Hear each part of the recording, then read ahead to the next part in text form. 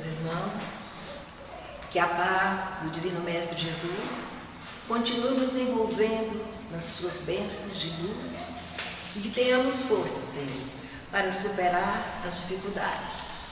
Estamos vivendo momentos excepcionais aqui na nossa terra, quando as condições de um vírus envolveu todo o planeta, levando cada um a refletir em suas próprias responsabilidades.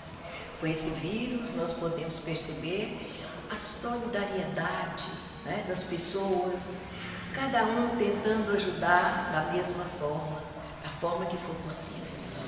E hoje nós continuaremos o nosso trabalho sem ausência do público, Então, eu quero cumprimentar nossos amigos internautas que nos assistem e agradecer pelo momento de atenção, que ele nos preza. Nessa noite nós faremos uma pequena reflexão a respeito do capítulo 27 do Evangelho. Pedi e obtereis. Antes de iniciarmos a nossa reflexão, vamos primeiro compreender como que a nossa prece é encaminhada a quem dirigimos. Segundo a doutrina espírita, tudo que existe, sóis, mundos, homens, animais, tudo que existe está mergulhado no fluido cósmico universal. E é através da modificação deste fluido que tudo existe. No mundo espiritual, os espíritos superiores, interferindo neste fluido, criam as colônias maravilhosas que nós temos notícia. O Nosso Lar, por exemplo, quando a Luiz descreve no seu livro, Nosso Lar. Esses dias eu vendo uma mensagem no Facebook, eles falando que a colônia, falou de várias colônias espirituais, só que a gente não guarda tudo, Mas falou que a colônia espiritual que fica sobre Goiás é a colônia das flores. Você já imaginou tanto que deve ser linda, Colônia das flores. Então, todo este trabalho é desenvolvido pelos espíritos superiores, interferindo no fluido cósmico universal. Mas também os espíritos inferiores, desequilibrados, interferindo neste fluido, eles criam zonas de sofrimento. Porque não é possível, Deus é amor. Vocês acham que Deus criaria local de sofrimento para os seus filhos? É evidente que não. São os próprios espíritos desequilibrados, interferindo no fluido, cria zonas de dor e sofrimento. Quem já leu aquele livro Memórias de um Suicida, pôde observar o sofrimento daqueles que são atraídos para lá, aqueles que suicidam. Não é que ninguém manda eles para lá, não, eles são atraídos pelas vibrações. Lá, o personagem central desse livro, ele relata que não sabia se era dia, se era noite, só ouvia choro, dor, revolta nos corações, que não tinha um segundo de aflições, de sossego, só aflição. A Ivone Pereira também, no seu livro Devassando o Invisível, ela relata que foi levada em espírito durante o sono, ela dormiu, o mentor dela espiritual a levou numa casa, num mundo espiritual, assim, um lugar muito ermo, sem muro, sem grade, sem nada, numa casa, um casebre. E aproximando desse casebre, ela pôde perceber uma quantidade de espíritos inferiores que estavam ali gemendo de fome, de sede. E o mentor espiritual mandou ela entrar, Ela entrou, olhou aqueles irmãos que gemiam, gritavam de sede, de fome. E aí ela olhou para o mentor e falou assim, vamos comigo até a cozinha. Chegou na cozinha, tinha uma senhora dessas antigas escravas, fazendo uma sopa para eles. E o cheiro da cozinha era totalmente diferente, aquele cheiro delicioso daquela sopa, sabe? E aí, terminada aquela sopa, aquela senhora colocou nos pratinhos e foi levando e dando para eles. E eles aquele desespero para comer a sopa. Mas de repente eles gritavam, jogavam o prato de sopa fora. E falou, mas que é isso? Eles estão com fome? Por quê? Ele falou assim, porque eles estão vendo na sopa pedaços de seres humanos, porque eles eram assassinos. Eles criavam com um complexo de culpa, interferindo no fluido, eles viam pedaços daquelas pessoas que eles viam assassinado. Para a gente ver o tanto que é complexo, né? Esse mundo espiritual. Mas também aqui na Terra, gente, quando a gente vai orar, o que Jesus fala para a gente? Quando for orar, entrar para dentro do seu quarto. Entrar para dentro do seu quarto, né? Para fazer a prece. Mas Jesus não fala do quarto cômodo de dormir, não. Não é isso que ele está falando. Porque às vezes você entra para dentro do quarto, né? Fecha a porta, mas seus pensamentos ficam balançando para cá, para lá, para cá, para lá. Você não concentra naquilo que você quer falar. Quando Jesus fala para a gente entrar para dentro do quarto, fechar a porta, é o quarto interno, né? Fechar nossos olhos, mentalizar aquilo que a gente quer falar, elevar o nosso pensamento, sem ficar desviando para outras coisas. Concentração, porque aí a gente interfere no fluido cósmico e manda como se fossem sinais para aqueles a quem nós estamos dirigindo a nossa prece, seja para Jesus, seja para os mentores espirituais. Então, para isso a gente tem que concentrar, para poder interferir no fluido e acontecer. Mas também, os Espíritos nos advertem que somos o que pensamos.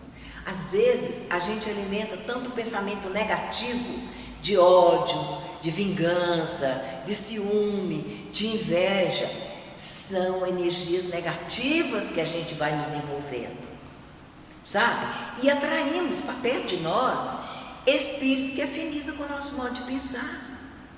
Muitas vezes começamos a adoecer, não sabe como. São os nossos pensamentos desequilibrados. Hoje, a própria ciência está comprovando que as pessoas que são ciumentas, invejosas, pessoas que guardam mágoas no coração, essas pessoas podem vir a adoecer as próprias células do organismo e sofrer de um câncer, sem estar previsto na encarnação dela passar por um câncer. Pelas atitudes dela, elas adoecem as células do organismo. Então, quando a gente for orar, vamos esquecer as inimizades, vamos aliviar a nossa consciência de revolta, de raiva. Vamos ver que nós não estamos sozinhos aqui na Terra, não, gente. Tudo está submetido à coordenação de Jesus. Jesus é o coordenador do planeta Terra, o governador. Quer dizer, tudo o que acontece está sob a supervisão dele. Esses momentos aflitivos que nós estamos vivendo agora com o coronavírus, gente, Jesus está comandando com tudo. E nada é para nos prejudicar, é sempre para nos melhorar. Às vezes é necessário que a gente passe por um momento restritivo, um momento difícil, para a gente acordar, despertar para novos valores, não é? Então, a prece, Jesus fala, né? Pedir e obtereis. Mas nem sempre a gente pede e recebe como a gente quer, né? Às vezes a gente pede e fala, nossa, mas Deus não me ouviu, Deus não me atendeu, Jesus me ouviu. Eu vou contar um caso para vocês. A minha mãe é uma pessoa muito sofrida, foi uma pessoa muito sofrida. Ela teve 5 filhos, meu pai adoeceu, ela lavava roupa para os outros para sustentar a família. Era uma mulher muito sofrida. E aí, de repente, já mais velha, né, dos seus 60 e poucos anos, ela começa a passar mal de tonteira. Eu moro aqui em Goiânia, ela morava lá em Anápolis. Quem convivia com ela era minha irmã. Levou ela no médico, e o médico mandou trazer ela aqui para Goiânia fazer uma tomografia da cabeça, uns 30 e poucos anos atrás. Aí ela veio. Chegando aqui em Goiânia, quando fez a tomografia, eles perceberam um tumor, quase de um tamanho de uma laranja na cabeça dela. Aí o médico falou assim, olha, é um tumor, ela vai sofrer demais. porque o tumor já enraizou dentro do cérebro. Não tem como operar. Se operar, ele vai virar um vegetal. E aí levou ela para casa, levava no médico, mas passava os remédios, ficava internado, de repente mandava para casa, né? Uma enfermeira ia lá para dar soro para ela, e ela clamando dor. Ela foi perdendo a fala, já não andava mais, só gemendo, e o médico passou para ela uma injeção de Novalgina na veia, de 4 em 4 horas. Aí ela acalmava um pouco, parava de gemer e bater a mão no rosto, mostrando assim que não falava mais, então ela só dava uma acenada. E aí o tempo foi passando, de repente aquela Novalgina não fez mais efeito. Não fez. Aí o médico disse: olha, nós vamos ter que dar morfina para ela, porque a Novalgina não está fazendo mais efeito. Eu falei: gente do céu, dá morfina, né? Aí eu já era espírita, né? Liguei, escrevi uma carta no centro espírita lá de São Paulo, que eles faziam atendimento à distância, né? Inclusive já tinha feito tratamento em várias personalidades, jogadores, à distância. Falei: vou escrever, não custa, né? Escrevi uma carta para lá, explicando a situação da minha mãe, falando que ela sentia muita dor, tal, né? E pedindo a espiritualidade que nos ajudasse, tal. E aí mandei a carta. Aí pensei: essa carta, será que eles vão responder, né, tal? Passou uns dias, chegou a carta, a resposta. Eles marcando o dia e a hora do tratamento dela. E recomendando que no dia do tratamento, que a gente forrasse uma cama com lençol bem branquinho, limpinho, que deixasse ela deitada tranquilamente, sem coberta, sem nada, deitada ali na cama, que fizéssemos uma leitura do Evangelho, colocasse água lá no quarto, né, para fluidificar, fizesse uma leitura do Evangelho, uma prece, e saísse do quarto e deixasse ela sozinha. Isso, gente, ela gemia a noite inteira, a gente quase não dormia com ela, gemendo a noite inteira, gemendo. Você pensa, a gente vê uma pessoa que a gente ama, gemer de dor sem poder fazer nada, né? Aí nós deixamos ela lá, fomos lá para fora, ficamos lá concentrada, pedindo a Jesus que abençoasse, né? Que ela recebesse a cura, que a gente pedia a cura, que a gente é assim, né? Que é a cura. Aí, menina, terminou assim uma meia hora, nós entramos lá no quarto, minha mãe dormia tranquilamente. Gente, ela dormiu a noite inteira, no outro dia não clamou mais dor, não precisou nem do Novalgina, vocês acreditam? E a água fluida sempre a gente põe um pouquinho na boca dela, na hora de dar os remédios, né? Ela tomava uma injeção na veia também. E aí passou um tempo, ela passou muito mal, levou para o hospital, chegou lá, ela desencarnou. Então, nós recebemos. Se você pensar: não recebeu, ela morrer todo mundo vai, né, gente? O desencarne é uma coisa natural aqui na Terra. É difícil para a gente separar das pessoas que a gente ama, mas é nascer, desenvolver, morrer, voltar, renascer de novo, né? E aí ela desencarnou. E minha irmã, que não era espírito, mas ficou: mas não adiantou. Eu falei: não adiantou. A gente não viu ela gritar de dor mais. Ela não tomou nem Novalgina na veia mais. A gente não viu ela gritar de dor.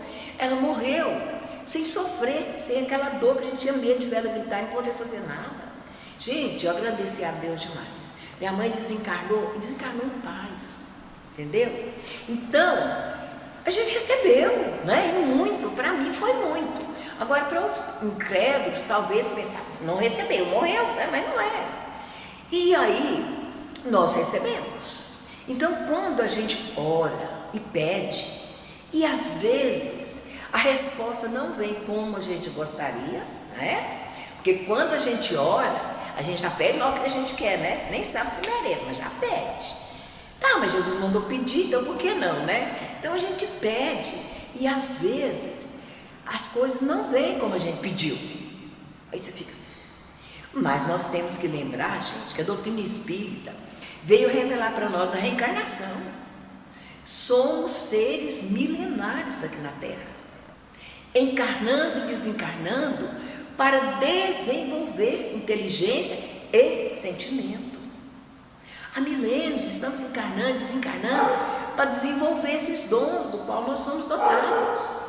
A gente pode ver que no campo da inteligência nós já demos saltos, né?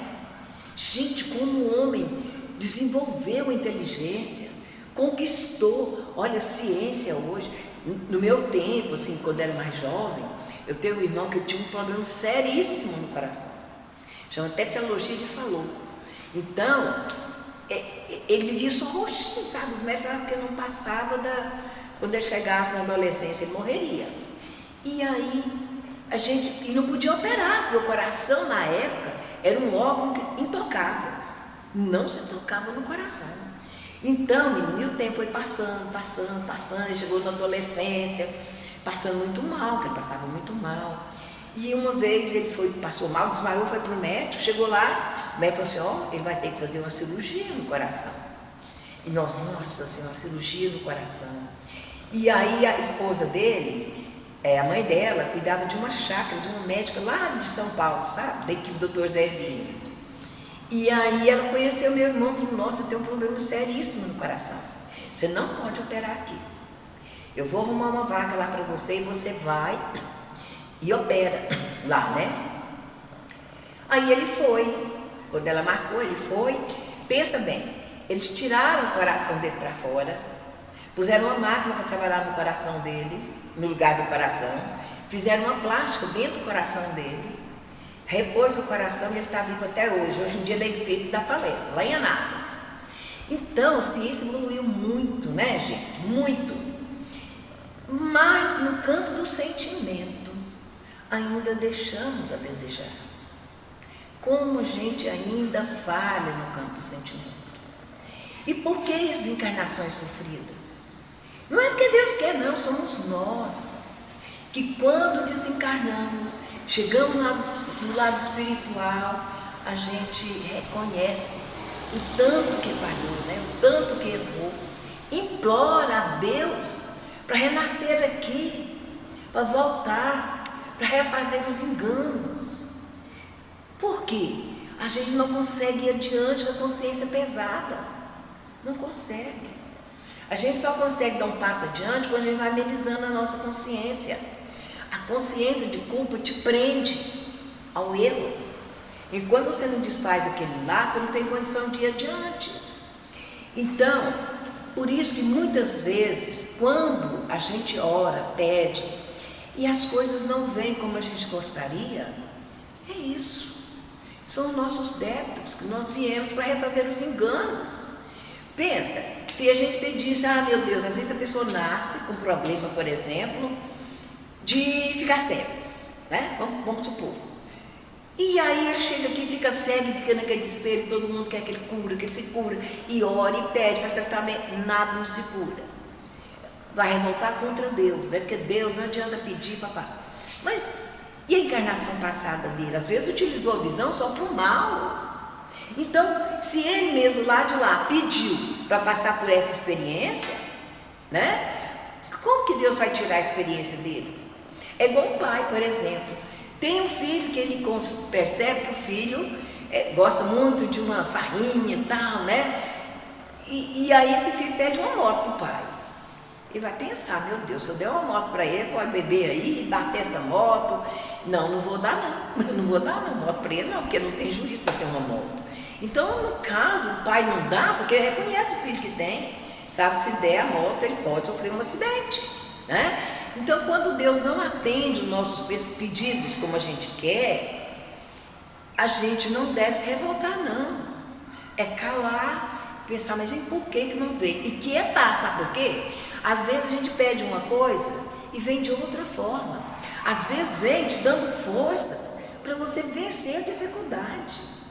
Porque à medida que você vence, você cresce, né? Deus não é um Deus milagreiro que fica aí fazendo milagre. Não. É preciso que nós nos esforcemos para vencer as dificuldades.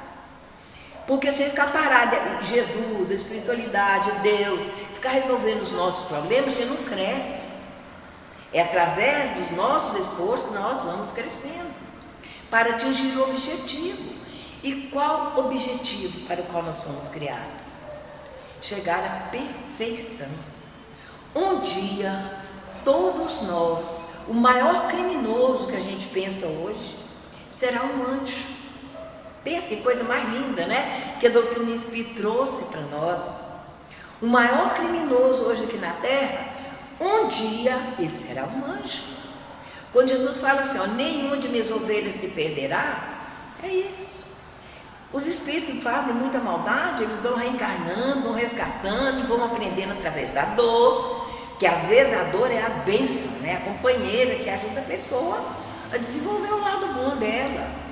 Então, a gente nunca que deve achar que Deus não ouviu nossas preces. De uma forma ou de outra, Deus nos atende. Deus nos atende. Vamos confiar, né? Pedir a Deus. E Jesus foi mais além, né? Quando ele fala assim, ó, a caridade cobre a multidão dos pecados. É uma coisa para a gente analisar, né, gente? Porque pensa bem, às vezes eu tenho tantos débitos em relação às minhas vidas passadas, e chego aqui, eu encontro um caminho de fazer o bem. Eu gosto de ajudar as pessoas, eu alivio a dor do outro, né? Eu escuto alguém que está em desespero e dou uma palavra de amizade, de afeto. Vou fazendo a caridade. Vai amenizando os nossos débitos diante das leis de Deus. Às vezes você tinha que passar por uma experiência muito dolorosa, mas à medida que você vai fazendo bem, vai enxugando lágrimas, você vai aliviando a sua consciência daquela culpa. De repente, você tinha que sofrer um acidente para ficar tetraplégico, né? Mas você utiliza as suas mãos, você utiliza as suas pernas para levar o bem, fazer a caridade, correr atrás de uma cesta básica, levar para uma pessoa que está passando. Você vai fazendo bem, de repente você tem um acidente, leva um susto tremendo, que pode ficar tetraplégico e não fica. Só levou um susto. Porque você amenizou os seus débitos através da caridade. Então, quando Jesus fala assim, ó, a caridade cobre a multidão dos pecados, é por aí. Na medida que a gente vai fazendo bem, a gente vai servindo o nosso próximo, a gente vai aliviando a nossa consciência da culpa. Porque não adianta, gente, todos nós, raríssimas exceções, que estamos encarnados aqui na Terra, somos espíritos endividados, né? Fizemos coisas horríveis no passado e é nos dado uma oportunidade de estar aqui, principalmente dentro da casa espírita, né? Que nós vamos tomar conhecimento das leis de Deus de forma clara. Oh meu Deus, como é bom você saber que Deus não te condena, como é bom saber que você não vai queimar no inferno eterno porque você errou. Como é bom saber que todos nós um dia atingiremos a perfeição, não é? E à medida que eu vou tornando uma pessoa melhor, vou me tornando uma pessoa melhor, eu vou tendo o direito de ser feliz aonde eu estiver, seja aqui na terra, seja no plano espiritual. Então que Jesus nos abençoe, nos fortaleça, né? Para que possamos ir compreendendo as leis de Deus e nos tornando pessoas melhores. Porque isso é bom, é para mim mesmo, né? Porque na medida que eu vou me tornando melhor, eu vou tendo o direito de ser feliz em qualquer lugar que eu estiver, seja aqui na terra, seja no plano espiritual. Paz para todos nós.